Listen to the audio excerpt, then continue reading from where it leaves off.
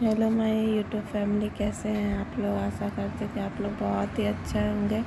और ये वीडियो मैं आज जो शेयर कर रही हूँ, ये वीडियो डिलीवरी के 1 दिन पहले का है, जब मैं हॉस्पिटल गई थी।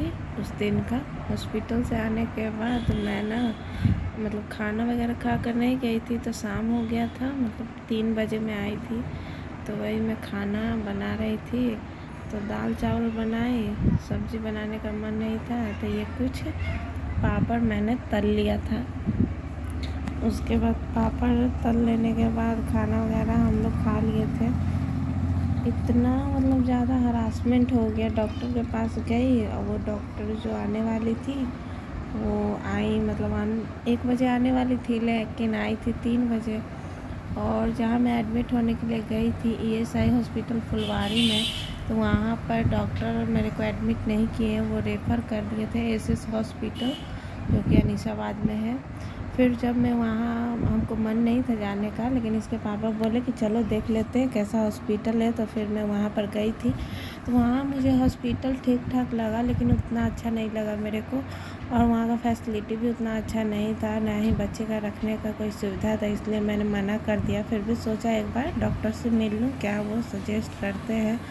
और वहाँ से आने के बाद मुझे लग रहा था ऐसा कि मेरे को दर्द का दवा दी थी वो, कि ठीक है आप दवा ले लीजिए, अगर आपको ठीक लगता है तो आप एग्ज़ाम देने जाइएगा।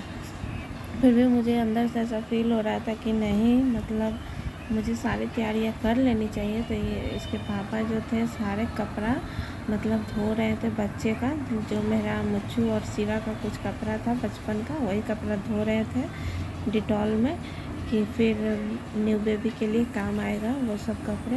और मुझे एक भी काम नहीं करने दे रहे थे। 3 बार मार्केट गए उसके पापा, और बोल रहे थे कि नहीं, जो रस्सी है उस पर नहीं सुखाने के लिए, क्योंकि कपड़ा गिर जाएगा तो गंदा हो जाएगा। तो 2 फोल्डिंग था, उसी पे फोल्डिंग पर ही रख दिए थे, और हवा बहुत तेज़ था, इसी के कारण उसी पे रख कर कपड़ा पूरा सुखाए थे इसके पापा। पूरा कपड़ा धोए थे, बहुत ही ज़्यादा कपड़ा हो गया था। मेरे हस्बैंड हर प्रेगनेंसी में, मेरा ये तीसरा प्रेगनेंसी, तीनों में बहुत ही हेल्प किए हैं। मैं तो बहुत ही लक्की मानती हूँ इस चीज़ में अपने आप को। और उसके बाद सूख गया था सारा कपड़ा, तो उसको मैं फोल्ड कर रही थी।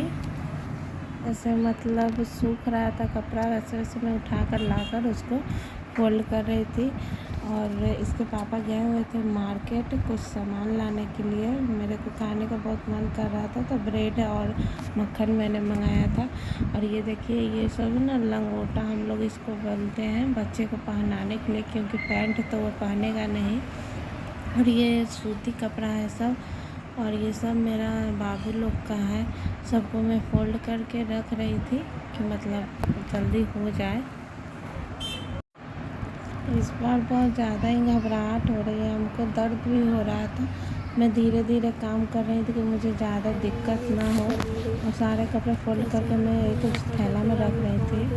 लेकिन मैं ठीक नहीं हूँ अभी, मेरा आपको फेस से पता लग ही रहा होगा। बहुत ही ज़्यादा तबीयत ख़राब है, हद से ज़्यादा ही। और डॉक्टर कल गए हुए थे दिखाने के लिए, तो कल सैटरडे था और आज संडे है। कल जब मैं गई दिखाने के लिए ESI हॉस्पिटल में, तो वहाँ पर ना डॉक्टर बोले कि ऑपरेशन करना होगा आपका, बहुत ही ज़्यादा पेन हो रहा था। और उन्होंने ऐसा कहा न कि अगर टाँका पर पेन है, दर्द है टाँका पर, जो कि जहाँ पे टाँके स्टिचेस लगे हुए हैं, तो पेट खुलने का टाँका खुलने का डर है। अगर आप ज़्यादा प्रेशर ज़्यादा पेन होगा तो वो फट भी सकता है। और मैं सोच रही थी, मैंने उनको अपना प्रॉब्लम बताया कि मैम मेरा एग्ज़ाम भी है बीच में, और मैं सोच रही हूँ देने के लिए। पर उन्होंने साफ मना कर दिया कि आप उतना दूर जाइएगा, फिर आने से टाँके पर असर पड़ेगा, और हो सकता है अगर वो ज़्यादा दर्द हुआ, ज़्यादा खिंचाव हुआ, तो फिर वो टूट सकता है, पेट खुल सकता है। बस यही सोच कर हमने बोला ठीक है।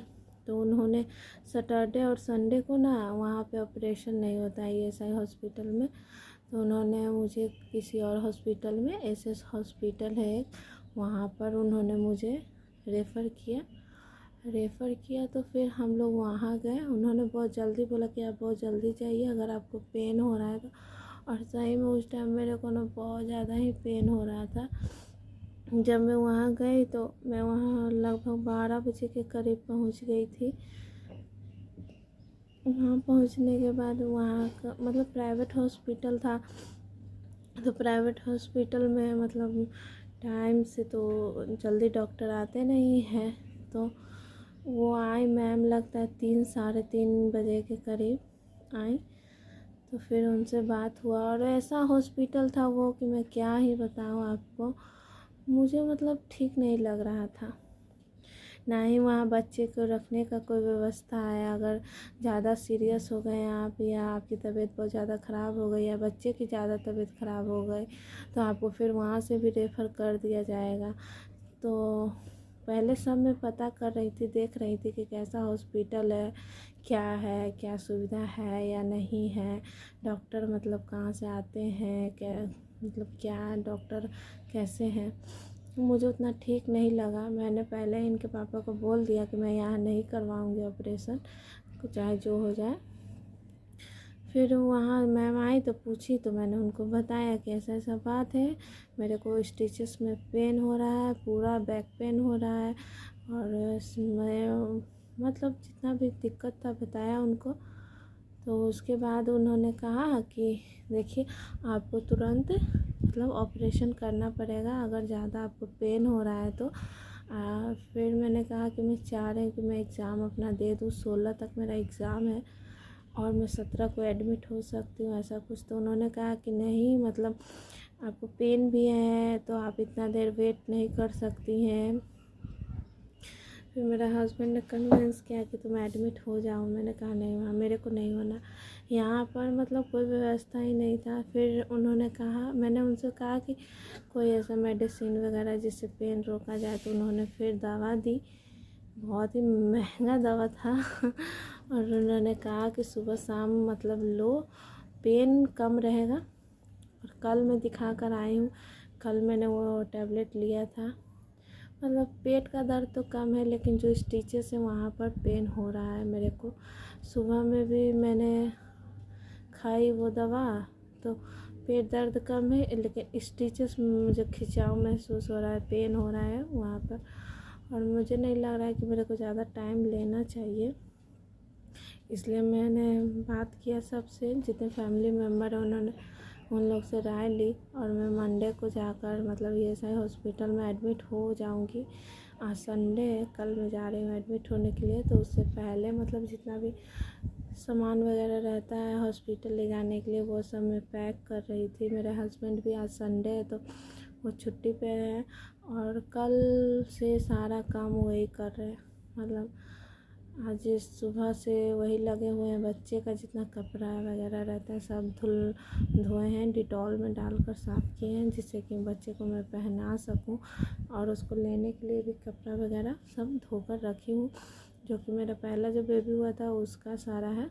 ये देखिए यहाँ पर ना अभी आधा सूखा है, इतना सारा कपड़ा रखे हुए हैं अभी और मतलब धूपा में सूख रहा है।